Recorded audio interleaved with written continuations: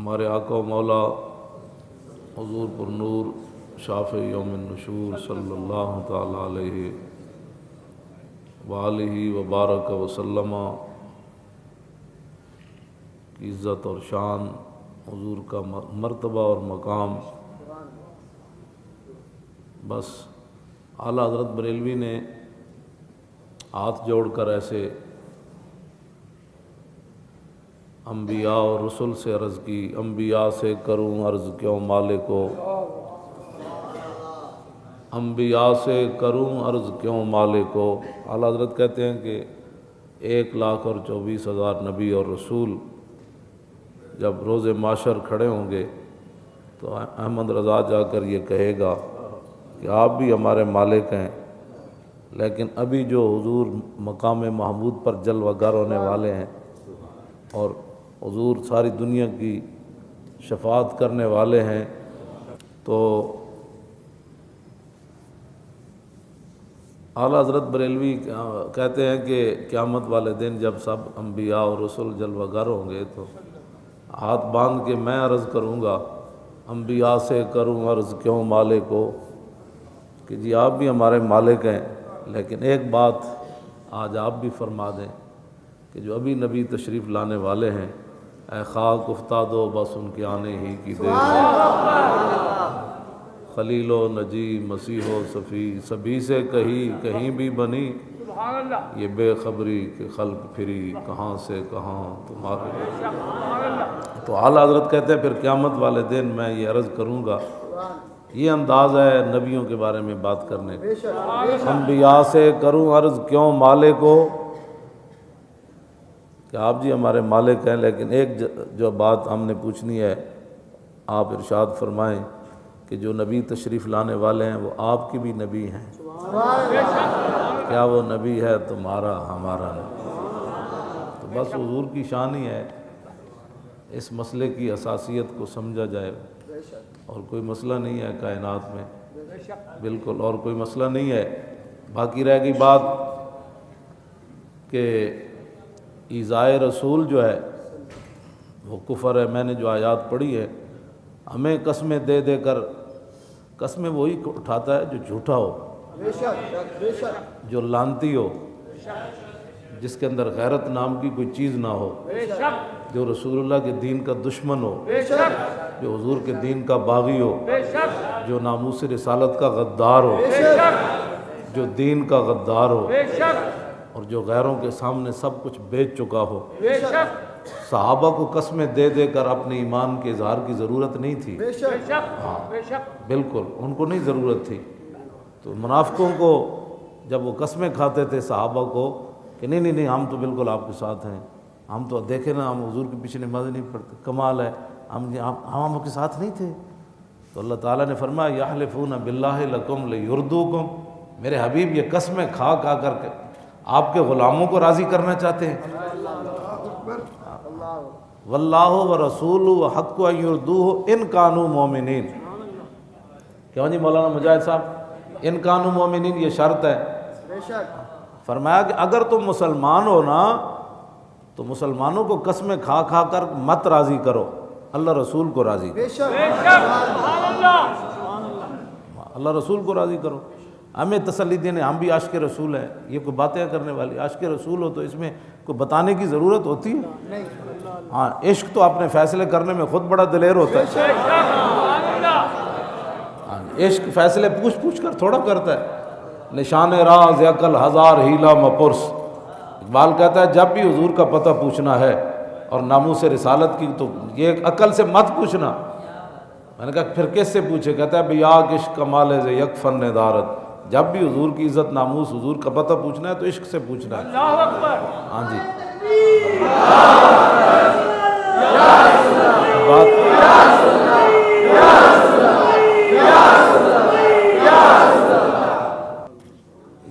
یہ نعرے ہی ہے۔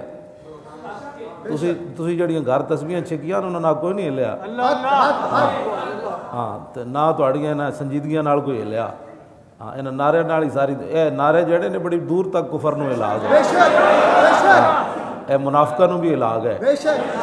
سارے پریشان ہو گئے، یہ کیا بن گیا، یہ کیا لبیک شروع ہو گئی۔ اور پورے عالم اسلام جو ہے وہ اس نعرے کی وجہ سے کھڑا ہو چکا ہے. اور توجہ بات سن.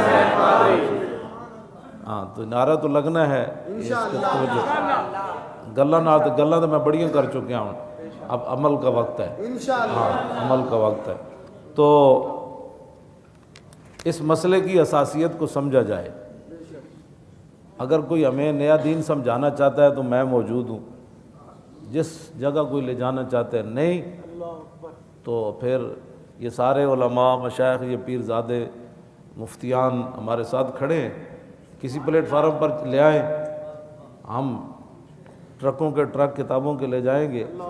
تم بھی اپنے ہواری بلا لو سارے, ایک میچ ساڑھا کرا دو.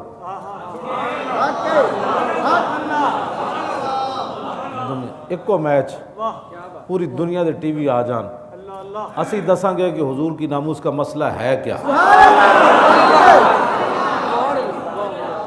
بس ہاں جی, اسی دساں گے میں ناموس رسالت کا مسئلہ, لمبی بات نہیں ہوگی, ایسے مسئلہ حل ہو جائے.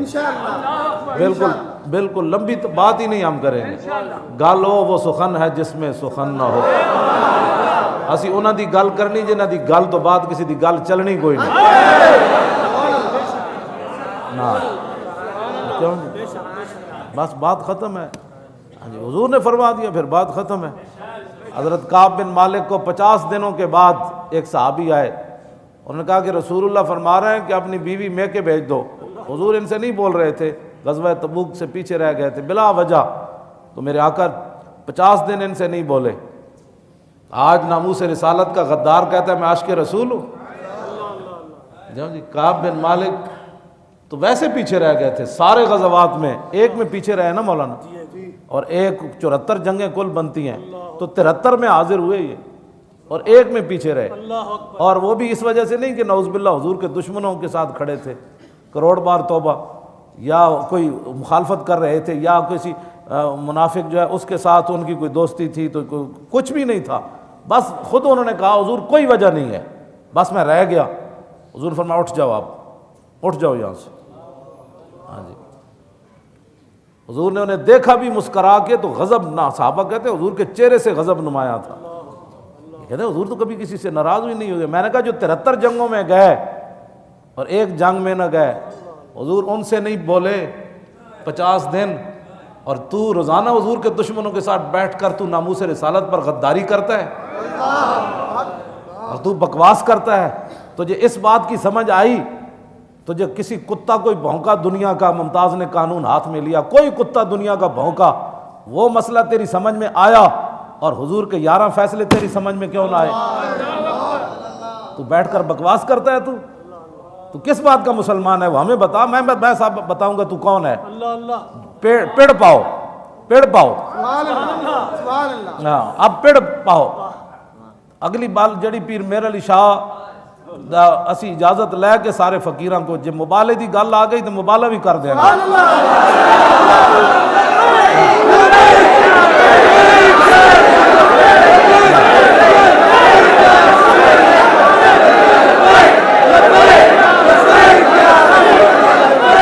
مسئلہ نہیں سمجھ آتا پھر سمجھو.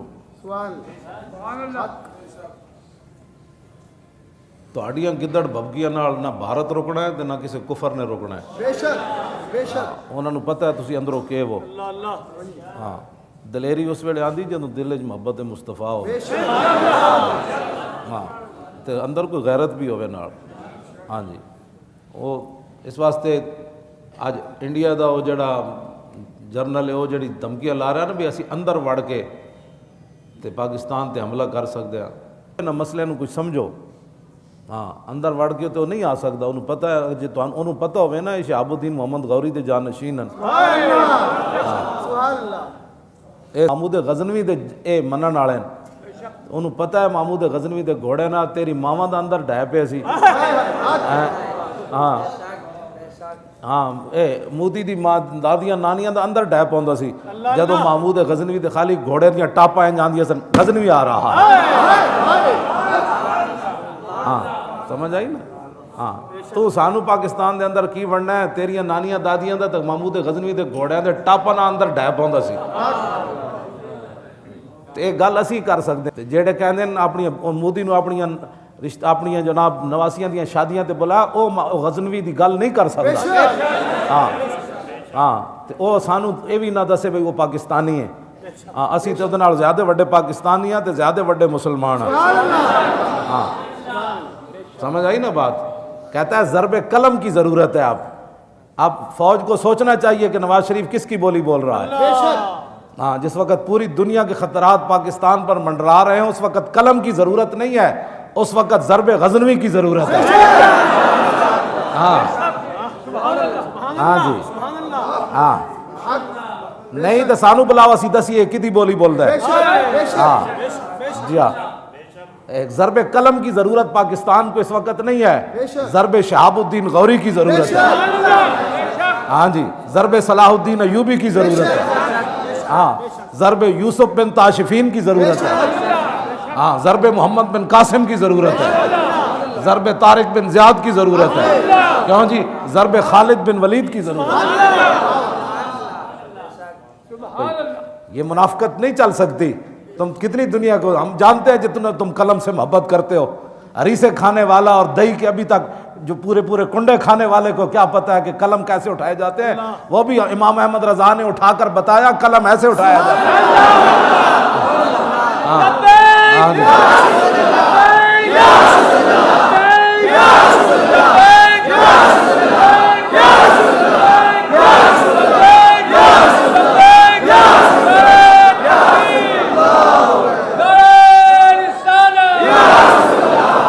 پھر اس قلم کو ضرب بنانے کی ضرورت ہی نہیں رہتی.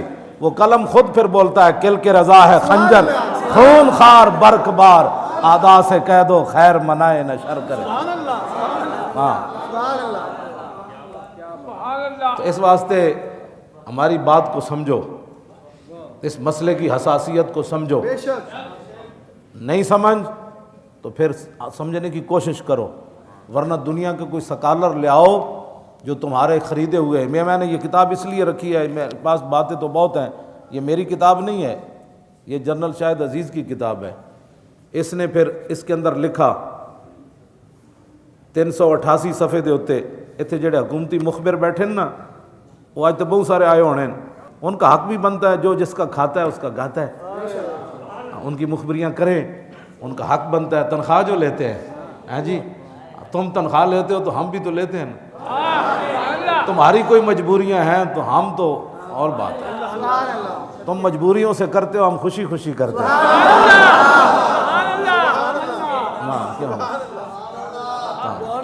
ہاں جی بس یہ تو فیصلے صرف آنکھ بند ہونے کی دیر ہے. دنیا میں بھی ہو جائیں گے لیکن آنکھ بند ہونے کی بھی دیر ہے. جب ہر طرف اندھیرا چھا جائے گا وہ کہے گا او وہ مجبوریاں کدھر گئیں آج, اور پھر ہماری جو خوشیاں ہیں کیوں جی. ہاں جی لحاظ میں عشق رخ شاہ کا داغ لے کے چلے, اندھیری رات سنی تھی چراغ لے کے چلے. ہاں تمہیں پتہ ہی نہیں ہے یہ مجبوریاں تمہیں کہاں لے جائیں گی. مجبوریاں صحابہ کی تو نہیں تھی نا. ہاں جی ان کی مجبوریاں تو نہیں تھیں. ہمارے پورے تاریخ اسلام میں مجبوریاں تو اب تمہاری بنی ہیں. نہ اللہ رسول کی تمہیں کوئی حیا ہے, نہ تمہیں کوئی غیرت ہے.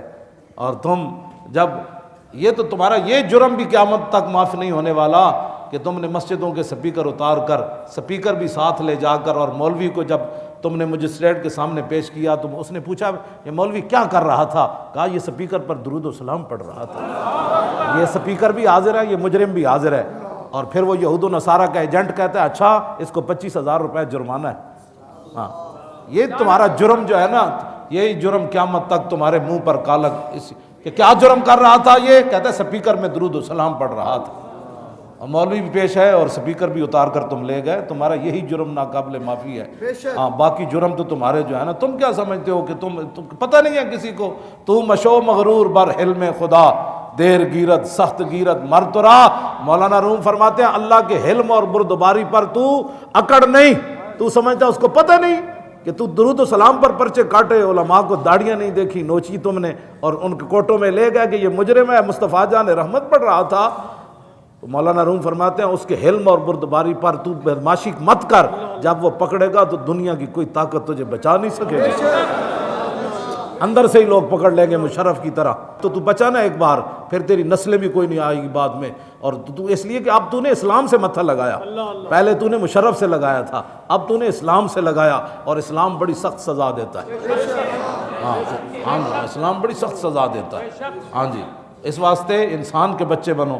اور یہ میں اس لیے کر رہا ہوں بات کہ بہت سارے ان سے ڈالر کھانے والے اور ان سے مال کھانے والے مولوی اور پیر، جنہوں نے اپنی خانقاہیں بچائیں، اپنے مدرسے بچائے، اپنی مسجدیں ان مولویوں نے بچائیں کہ مجھے کہیں مسجد سے نہ نکال لیا جائے یا میرے خلاف کوئی پرچہ نہ ہو جائے۔ یہ جنرل شاہد عزیز کہتا ہے کہ ڈالروں کے زور پر میڈیا کا جادو جگایا گیا، مغربی طرز فکر کو ابھارا تاکہ عوام اس کی قدر کریں، اور قوم کو درپیش مسائل کے کسی پہلو پر دین کا حوالہ دینے کو جہالت کہا۔ ترقی کی راہ مغرب کی سرپرستی میں دکھائی، سیکولر سوچوں کے نئے نئے جال بنے گئے، دین کے لیے نئے نئے عالمانہ رنگ پیش کیے گئے، اس کے لیے ہر قماش کے کرائے کے مولوی لگائے گئے۔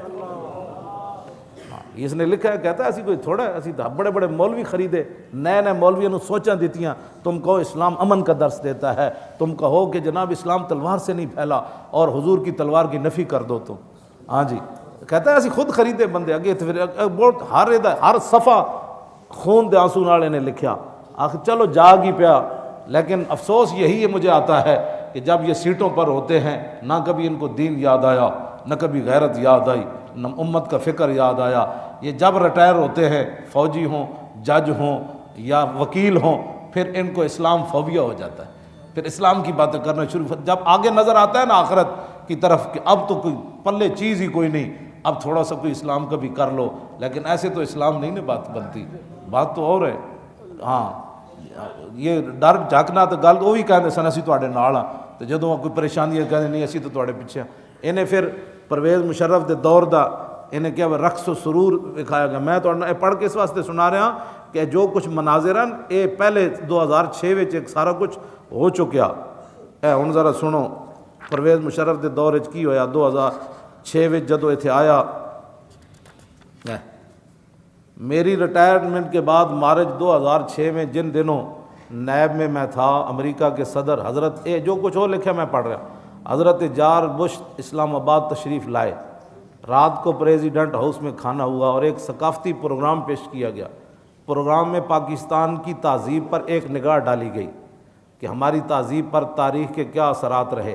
پہلی تصویر ہمارے معاشرے کی منجو دھاڑوں کے ادوار کی پیش کی گئی، بھی ہم یہاں سے شروع ہوئے، منجو دھاڑوں سے۔ نیم اریاں لڑکیوں نے ناچ کر ہمیں سمجھایا کہ ہماری ثقافت کی ابتدا یہاں سے ہوئی۔ یہ ان کا بندہ لکھ رہا ہے، میں تو بات کرتا ہوں تو کہتا ہے یہ بڑی سخت باتیں کرتا ہے۔ کہنے لگا پھر بتایا گیا کہ الیگزینڈر کس کہتے ہیں، اس کے آنے سے ہم نے پھر ایک نیا رنگ حاصل کیا۔ اس رقص میں فیشن بھی بدل گیا اور لباس بھی مزید سکڑ گیا، یعنی جڑا تھوڑی بہت انہوں نے پائے سی تھوڑا مزید سکڑ گیا۔ پھر اگلا رقص عکاسی کرتا تھا ہندوانہ تہذیب کی برہنگی کا، پھر لڑکیاں ننگیاں ہو کے پھر انہیں ہندو کہا، پھر ایسی ہندو بنیا، جس کا اثر ہماری تہذیب پر رہا۔ جب لباس غائب ہونے لگے تو میں ڈرا کہ آگے کیا آئے گا، لیکن پھر کافرستان کی رقاصائیں آئیں کہ یہ اب بھی یہاں ناچتی ہیں، یعنی اب جو ہے ہمارا پاکستان ایسا ہے۔ اس ایک پیشکش میں کچھ ملبوس نظر آئے۔ اگلے رقص میں چھتریاں لیے برطانیہ کی میم صاحبائیں دکھائی گئی، جنہوں نے چھتریوں کے علاوہ دستانے بھی پہنے تھے اور کچھ رومالیاں سی باندھی ہوئی تھی۔ پھر اگلے رقص میں پاکستان کی موجودہ تہذیب کی عکاسی میں لڑکوں اور لڑکیوں نے مل کر خفیف سے ملبوس میں جنسی کنائیوں سے بھرپور رقص کر کے حاضرین کو معزوز کیا۔ لڑکیاں دو بہن ننگے، بس تھوڑا تھوڑا میں لباس پایا۔ کہنے لگا اچھا جی، آخر میں ایک انوکھا رقص پیش کیا گیا اور کہا گیا کہ یہ وہ مستقبل ہے جس کی طرف ہم جا رہے ہیں۔ حال تو ہمارا یہ ہے، لڑکیاں لڑکے ننگے کر کے تھوڑے تھوڑا لباس پوا کے نا تو نہ نچایا، بھئی ہمارا پاکستان کا حال یہ ہے۔ کہنے لگا سٹیج پر برہنہ جانوروں کی مانند بل کھاتے لپٹتے ہوئے اپنے مستقبل کی تصویر دیکھ کر جی چاہا شرم سے ڈوب مروں۔ مگر میری حوانیت نے آنکھیں بند نہ ہونے دی. کہنے لگا بالکل ننگیاں لڑکیاں کر کے پھر انہوں نے نچائیاں. پھر کیا کہ یہ پاکستان کا مستقبل ہے جس کی طرف ہم جا رہے ہیں. پھر آخر تے کہندا ہے بچپن میں سنا تھا کہ یہاں کبھی محمد بن قاسم بھی آیا تھا اور بہت سے بزرگان دین بھی، لیکن شاید ان کا کوئی اثر باقی نہ رہا. یہ ہے جی گھر کی گواہی. یہ جو کچھ انہوں نے 4 جنوری کو کیا یہ اس کی عکاسی ہے جو پہلے تیار شدہ تھا. یہ تو ہم راستے میں رکاوٹ بن رہے ہیں نا. ہاں جی، یہ تو تھا کہ اب جو لڑکیاں بھی ننگے نچن گیاں اور حضور کے خلاف جو بکواس کرے گا اس کی شمیں بھی یہاں جلیں گی. توجہ، یہ ساری باتیں. میرا ایک ہی سوال ہے جو یہاں بیٹھے ہیں حکومتی مخبر، کیا تم نے کبھی گستاخ رسول کے لیے بھی اتنا بڑا اہتمام کیا پکڑنے کے لیے؟ ایک سوال ہے، تم جواب دے دو، تمہارے بڑے جواب دے دیں، قیامت تک اس کا جواب دے دیں. کیا تم نے ہزاروں فورسیں کبھی گستاخ رسول کو پکڑنے کے لیے، اس کا گھر تلاش کرنے کے لیے گئے ہو کبھی؟ کیا مجبوری ہے تمہاری وہ ہمیں بتاؤ. 10 20 25 ہزار کی خاطر ایمان بیچ رہے ہو. تم تو 20 ہزار کی خاطر ایمان بیچتے ہو نا. اب ذرا صحابی رسول کا سنو وہ کیا کہتے ہیں. حضرت عبداللہ بن حذافہ اسامی، آپ کو رومی بادشاہ نے گرفتار کر لیا، اور گرفتار کرنے کے بعد وہ کہنے لگا کہ حل لک ان تتنصر و اوتیک نصف ملکی. انہوں نے کہا تو نصرانی ہو جا تو آدھا ملک میں تجھے دینے کے لیے تیار ہوں. مذہب اپنا چھوڑ دے عیسائی. تو صحابی رسول نے یہ نہیں کہا کہ سوچتے ہیں کوئی مجبوریاں بھی ہوتی ہیں. قال لو آتیتنی جمیع ما تملک و جمیع ما تملک و جمیع ملک العرب. آپ نے فرمایا جیڑا تیرے کو جائے وہ بھی دے دے، اور جیڑا ہے وہ بھی دے دے، سارا عرب دے دے، سارا عرب دی بادشاہی بھی دے دے. تو پھر تو کی سمجھنا میں کون ہاں؟ ما رجعت عن دین محمد طرفۃ عین. آپ نے فرمایا کہ سارا کچھ کائنات کا دے دینا. تو یہ تیرے سامنے جو صحابی رسول کھڑے عبداللہ بن حذافہ، فرمایا سن میری بات، میں آنکھ جھپکنے کی دیر بھی اپنے نبی سے بے وفائی نہیں کر سکتا.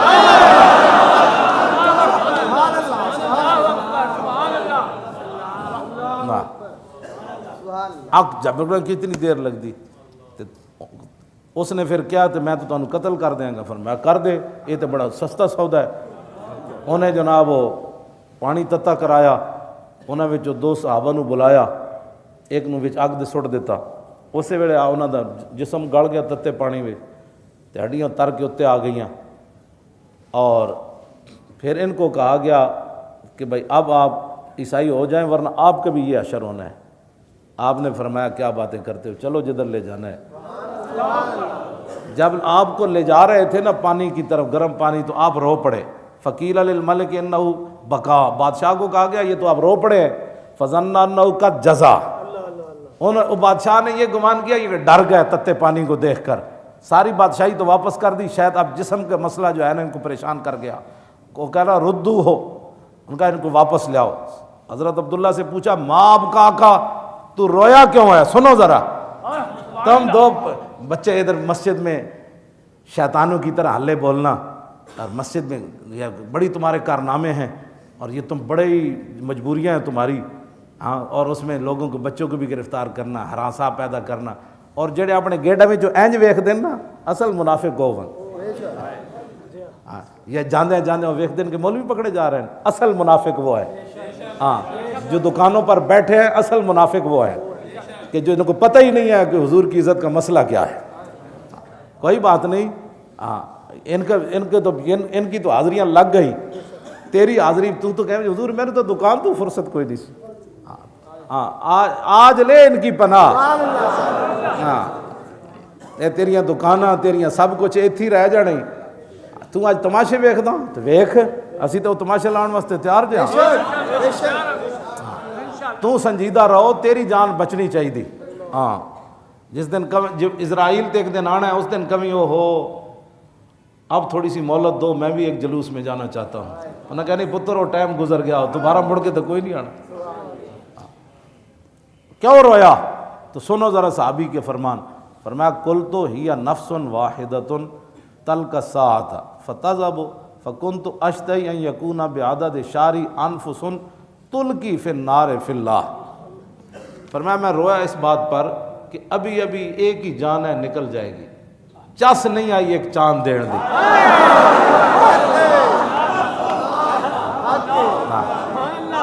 ایک جان دین دی مینوں چس نہیں آنی.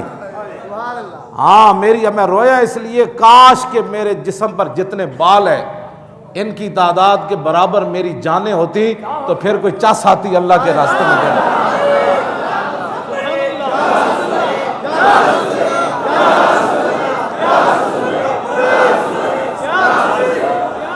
پوری دنیا کے علماء سے پوچھو، مصر کے مولویوں سے بھی پوچھ لو، گستاخ رسول کی بتیاں جلنے میں ایذائے رسول ہے کہ نہیں؟ کیوں جی علماء بیٹھ، کیوں جی شاہ جی کہ حضور کے گستاخ کی جو بتیاں جلائے اس میں رسول اللہ کو تکلیف ہے یا نہیں؟ تو جب ایذائے رسول ہے اور جو ایذا رسول اللہ کو دینے کے لیے جا رہے ہیں تم ان کے ساتھ کھڑے ہو، اور جو رسول اللہ کو ایذا پہنچانا چاہتے ہیں ان کے راستے میں جو دیوار بن رہے ہیں ان کو تم گرفتار کر رہے ہو، تم بتاؤ تم کدھر کھڑے ہو؟ اللہ نے تو اس بات کو صحابہ صرف کھانا کھا کر حضور کے گھر بیٹھے اور باتیں کی، باتیں صحابہ نے چغلیاں تو نہیں کی، وہاں حضور کی شان ہی بیان کی. لیکن حضور ایک بار اندر گئے گھر میں، پھر باہر نکلے کہ بھئی ابھی یہ گئے نہیں. اتنی بات جو رسول اللہ کے دل میں آئی تو اللہ نے قرآن کی آیت نازل فرما دی، ان ذالکم کان یؤذی النبی. فرمایا میرے نبی ایک بار جب اندر دیکھ کر تمہیں باہر نکلے تو میرے نبی کو ایذا ہوئی. کیوں تم نے میرے نبی کے گھر بیٹھ کر باتیں کی؟ ولا مستانسین لحدیث، آج کے بعد میرے نبی کے گھر کھانا کھا کے بات کرنے کی اجازت نہیں ہے. تمہیں پتہ ہے کتنا اساس مسئلہ ہے؟ صحابہ کو رب نے یہ بات فرمائی اور تم 1400 سال کے بعد ایک مرتد جو مرتد اعظم ہے اس دور کا، سب سے بڑا مرتد گستاخ رسول، جس نے حضور کی عزت کے قانون کو کالا کہا اور اس کا نطفہ حرام جو ہے وہ بھی یہ کہتا ہے کہ یہ غیر انسانی قانون ہے. تم ان کی حفاظت کے لیے کفر کو خوش کرنا چاہتے ہو تو پھر یہ ایجنسیاں نوٹ کر لیں، تم کفر اور یہود و نصارہ کو راضی کرو، ہم اپنے محبوب کو راضی کرنے کے لیے ہر وقت تیار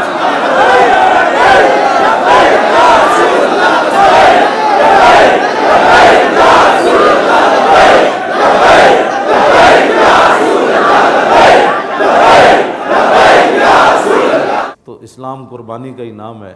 جتنی کوئی قربانی دے گا اسلام اس کو اتنا ہی اٹھاتا چلا جائے گا. اسلام قرض تے رکھدا کوئی نہیں.